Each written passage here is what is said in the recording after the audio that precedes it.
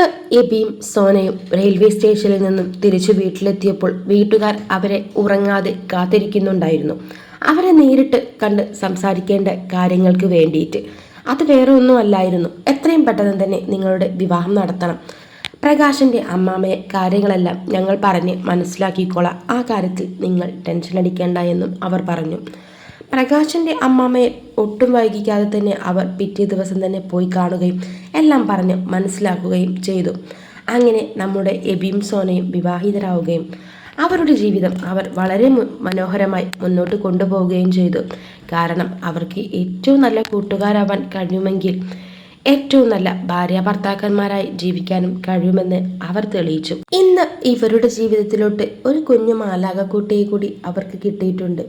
അതായത് നമ്മുടെ എബിയുടെയും സോനയുടെയും മകൾ റോസ് എന്നാണ് ആ കുട്ടിയുടെ പേര്.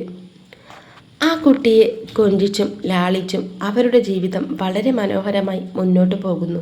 എബിയുടെയും സോനയുടെയും താമസം അവരുടെ സ്വന്തം വീടുകളിലല്ല, മറിച്ച് അവർ രണ്ടുപേരുടെയും വീട്ടുകാർ ഉള്ള അതേ കോളനിയിൽ തന്നെ ഒരു വില്ല അവർക്കും അവർ വാങ്ങിച്ചു.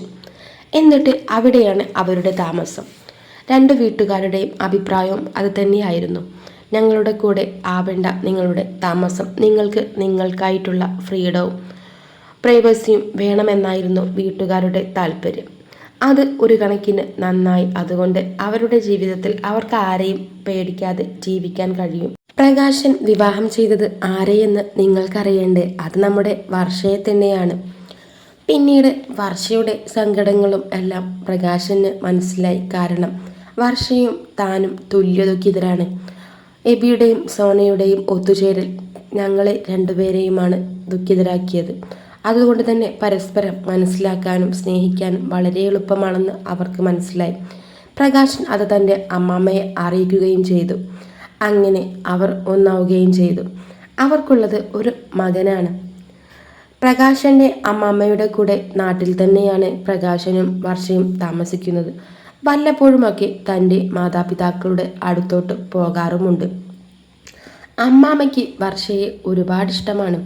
കാരണം സോനയുടെ സ്ഥാനത്ത് മറ്റാരെയും കാണാൻ കഴിയില്ല എന്നായിരുന്നു കരുതിയത്. പക്ഷെ വർഷയെയും അമ്മാമ്മ ഒരുപാട് സ്നേഹിക്കുന്നുണ്ട്. പ്രകാശൻ്റെയും വർഷയുടെയും ജീവിതത്തിൽ വലിയ കുഴപ്പങ്ങളൊന്നുമില്ലാതെ വളരെ സന്തോഷത്തിലാണ് അവരുടെ ജീവിതവും മുന്നോട്ട് പോകുന്നത്. സോനയുടെയും എബിയുടെയും വീട്ടുകാർക്ക് പൂർണ്ണ സന്തോഷമാണ്. കാരണം വേറെ ഒന്നുമല്ല, അവരുടെ എല്ലാമായ മക്കൾ വേർപിരിഞ്ഞില്ല. അവർ എന്നും ഒന്നു ചേർന്നിരിക്കണമെന്നായിരുന്നു മാതാപിതാക്കളുടെ ആഗ്രഹം.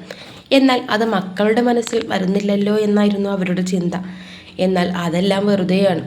കാരണം അവരുടെ മനസ്സിലും അതേ ആഗ്രഹം വന്നിരുന്നു. അത് കണ്ടറിഞ്ഞ് നിറവേറ്റിക്കൊടുത്തതിലും അവർ വളരെ ഹാപ്പിയാണ്. കാരണം തങ്ങളുടെ മക്കൾ ഇത്രത്തോളം സന്തോഷത്തോടെ ജീവിക്കുന്നത് കാണുന്നതല്ലേ ഏതൊരച്ഛൻ്റെയും അമ്മയുടെയും വലിയ സന്തോഷം.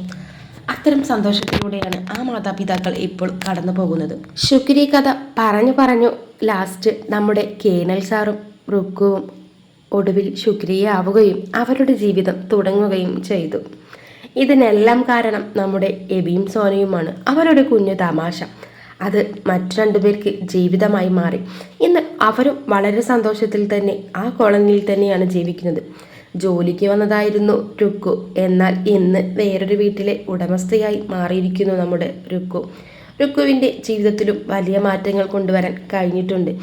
രുക്കുവിൻ്റെ ഈ നല്ലൊരു ജീവിതം തനിക്ക് കിട്ടിയതിന് എപ്പോഴും എബിയോടും സോനയോടും കടപ്പെട്ടിരിക്കുന്നു. ഇവർ നമ്മുടെ സോനയുടെ വീട്ടിൽ ചെന്നിട്ടും എബിയുടെ വീട്ടിൽ ചെന്നിട്ടും എപ്പോഴും പറയാറുണ്ട്, നിങ്ങളുടെ മക്കൾ കാരണമാണ് ഞങ്ങൾക്കിങ്ങനൊരു ജീവിതം കിട്ടിയത്. ഒരു തമാശക്ക് അവർ തുടങ്ങിയതാണെങ്കിലും അവസാനം അത് ഞങ്ങളുടെ ജീവിതമായി മാറുമെന്ന് അവർ കരുതിയില്ല. ഇങ്ങനെയെല്ലാം രുക്കു പറയുന്നുണ്ടെങ്കിലും രുക്കു ഇപ്പോഴും ആ പഴയ തമാശക്കാരി തന്നെയാണ് കേട്ടോ. ആ സ്വഭാവത്തിൽ വലിയ മാറ്റമൊന്നും വന്നിട്ടില്ല രുക്കുവിന്. എബിയുടെയും സോനയുടെയും മകളായി റോസും കൂടി വന്നതിന് ശേഷം അവർ വളരെ സന്തോഷത്തിലാണ് ഇരു കുടുംബങ്ങളും. രണ്ടച്ഛനമ്മമാരും പേരക്കുട്ടിയെ കൊഞ്ചിക്കുന്നതിൻ്റെയും കളിപ്പിക്കുന്നതിൻ്റെയും തിരക്കിലാണ്. വളരെ മനോഹരമായിട്ട് തന്നെയാണ് എബിയുടെയും സോനയുടെയും കുടുംബത്തിൻ്റെയും ജീവിതം മുന്നോട്ട് പോകുന്നത്. വീഡിയോ ഇഷ്ടപ്പെട്ട ലൈക്ക് ചെയ്യുവാനും ഇനി ഏത് വീഡിയോ ചെയ്യണമെന്ന് കമൻറ്റ് ചെയ്യുവാനും മറക്കല്ലേ. ഒരുപാട് പേര് വീഡിയോ കാണുന്നുണ്ട്, ലൈക്ക് ചെയ്യുന്നുണ്ട്, പക്ഷെ സബ്സ്ക്രൈബ് ചെയ്യാൻ നിങ്ങളെല്ലാവരും മറന്നു പോകുന്നുണ്ട്. സബ്സ്ക്രൈബ് ചെയ്ത് നമ്മുടെ കൂടെ കൂടാനും മറക്കല്ലേ.